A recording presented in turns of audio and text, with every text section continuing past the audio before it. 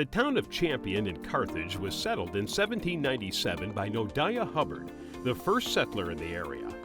Hubbard came to the area after buying 2,000 acres of land from General Henry Champion and Lemuel Storrs, a pair of major landholders.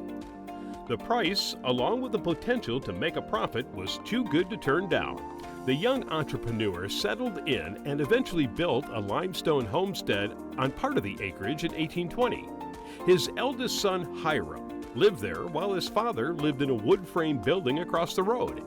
In 1831, Nodiah built a gray stone house larger than any other in the area. One would expect then that the town would be named after Nodiah Hubbard. But money talks, and such was not the case. Henry Champion also liked his own name. And after Nodiah bought the land, a lot of people say, why isn't it Hubbardville? Well, General Champion said, if you name the place after me, he said, when you get your church, I will get you a bell for it. Well, now, a bell is a big status symbol, and it's very expensive. And it's not going to keep you warm in the winter. It's not going to feed you in the summer. It's not going to do any of those things that people need in the wilderness, but it's status. Champion bought that bell. At one point it cracked and was sent to Troy, New York for repairs. Champion stepped up and added $100 of his own silver coin to be melted in with the rest of the materials used to repair the bell. So you see, money really does talk. People said afterwards that it really did sound better. Another town, known as West Carthage, has a more fiery history. Because so many settlements were built of timber, fires were quite common. The most memorable started on the morning of October 30th, 1884 in West Carthage.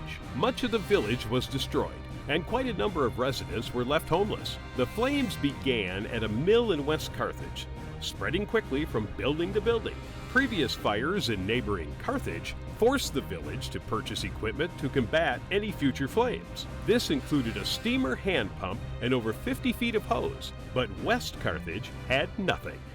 Carthage came over with their steamer and their hose pump and 2 hose carts, and they were working on trying to get the fire under control until somebody realized it had already gone ashore in Carthage. And Carthage was on fire. And they started ringing the bells over there, and the Carthage firemen had to pull out. They had to leave, head back for the bridge, and get back over to the other side. People in West Carthage were upset by that. But what are you going to do? You help your neighbor as long as you can, but then you've got to help your family. During the two-town blaze, a train arrived at the station, sending word that Carthage was aflame and in desperate need of help. Watertown sent a contingency of men and equipment, a hand pump, and hoses on a flatbed via the railroad to Carthage. The Lowville and Boonville fire departments also sent help by way of train. Despite the manpower, the fire burned all night, finally succumbing to the efforts in the early morning. Over 150 buildings, houses, businesses, and mills were destroyed. Close to 1,000 residents were left homeless, with a North Country winter not far behind them. So a lot of people lost their home, their business, and their livelihood. So people helped each other. When I talked to my 4th graders about this, I'd say, you know, would you be ready to take 2 other families into your house for the winter? Share your clothes, share your food? I don't think most people would be, but that's what had to happen because there just wasn't a place. But the interesting thing is 4 years later, all that you see on the riverbank and in the center of Carthage was rebuilt without any federal help. A second major fire occurred in Carthage decades later.